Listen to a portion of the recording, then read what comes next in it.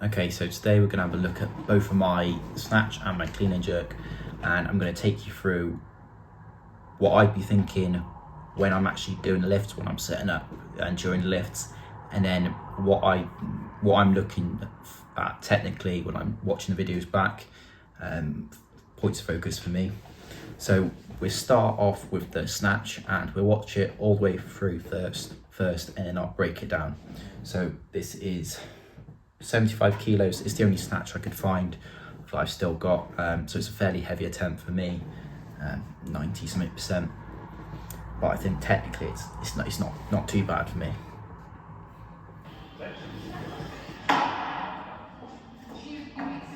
Okay, so if we take it back to the start, the first thing I'd say is I use a dynamic start, which means I kind of swing down into it. It's not for any particular reason, it's just kind of what I've ended up doing. It can be useful, but what you need to make sure you're doing is you're keeping the tension in the back, which sometimes when we see new beginners lifting and they use that dynamic start, or maybe they've rolled a bar in, there's no tension and they kind of yank the bar off the floor. So let's have a look. So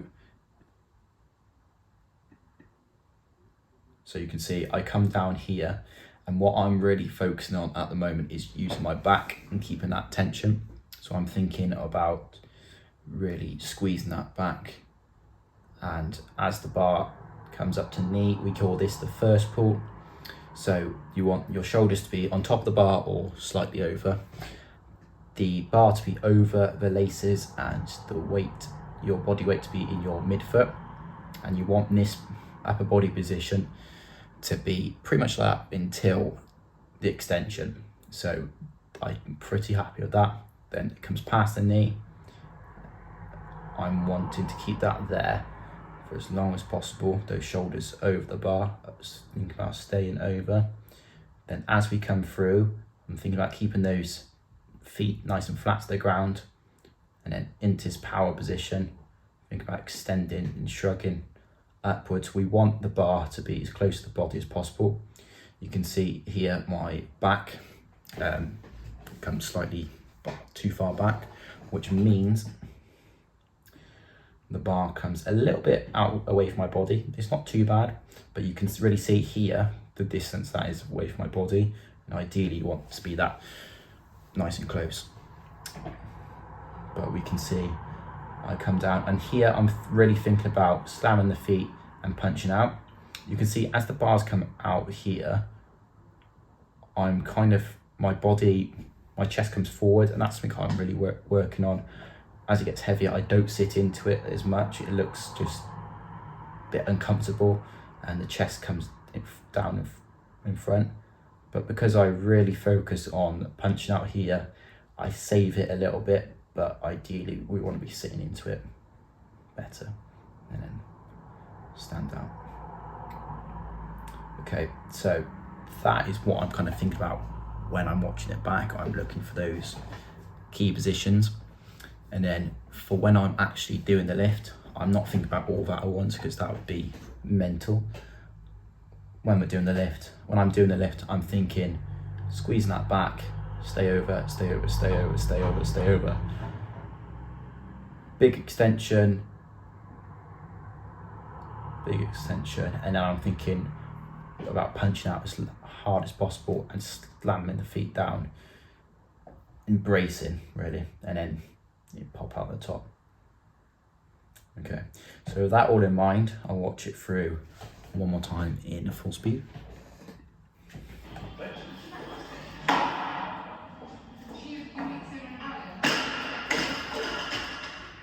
Okay, so that is my snatch. We're going to the clean and jerk now.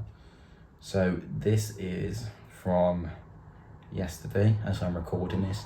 This is about 80%, so it's not as a high intensity as the last one, which brings its kind of own set of challenges in a way. So again, we'll watch it all the way through and then I'll break it down.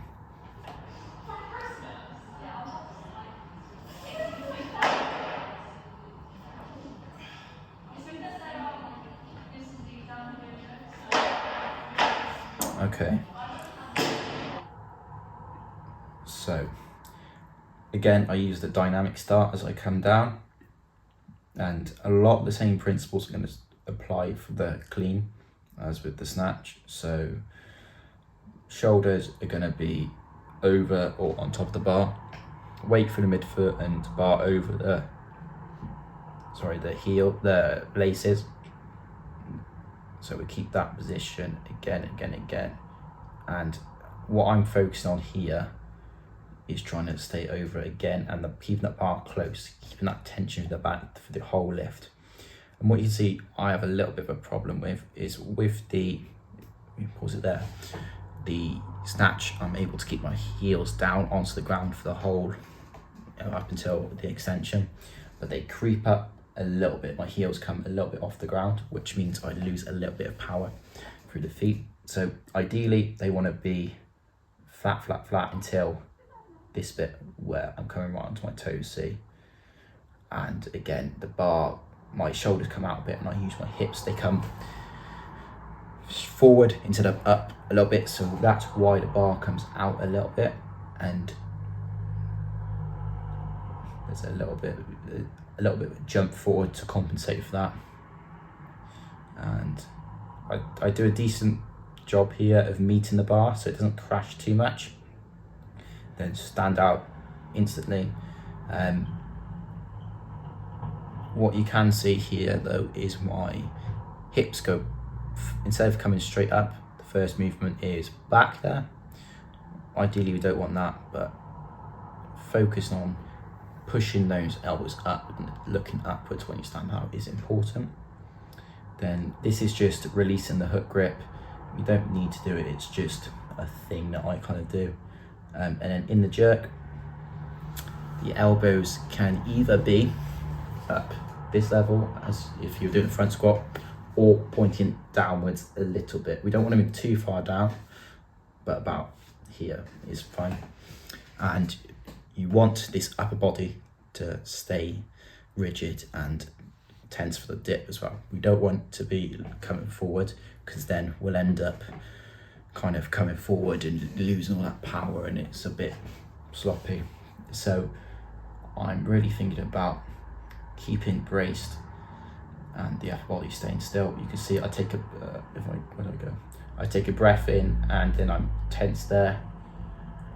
Nice controlled dip down, only a little bit, and then you put the power into the bar. And ideally the back foot should land first and then the front foot. And as that back foot lands, you punch out. See, my front foot lands first, which we don't really want, but that's something for me to work on, and a big punch out into that split. When you're in a split, it's important to get steady and stable before you recover. And when you recover, the front foot has to come back first. That can be done in 2 steps if you need to. So a little one and then the back foot comes 1 and then 2.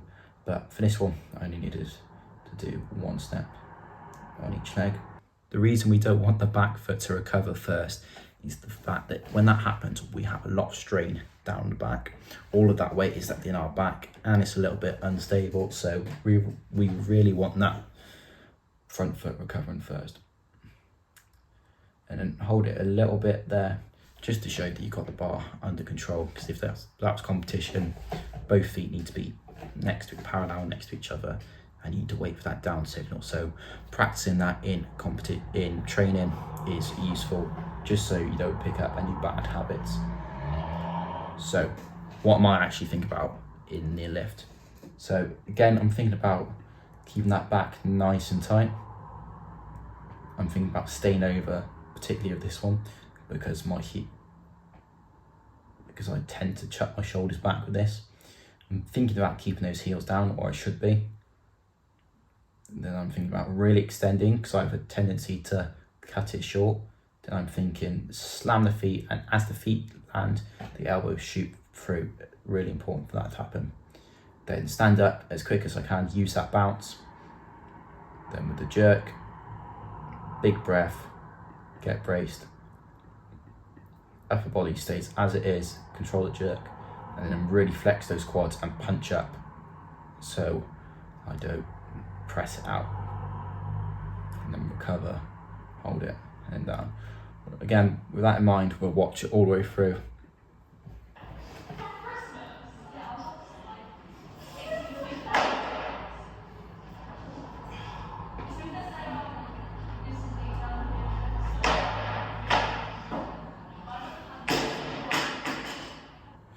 And that is what I'm thinking about when I'm doing the lifts and when I'm watching them back after training. So I tend not to, particularly with snatch, try to watch every rep back, because then I found that, yeah, particularly with the snatch, not too much of the clean and jerk, but I get obsessed about trying to make minor changes where really I find it's better to work out by feel. So I still record it, but I watch it back later, and in the session make modifications based on how my body feels and how I think I should change it, because that tends to work a little bit better.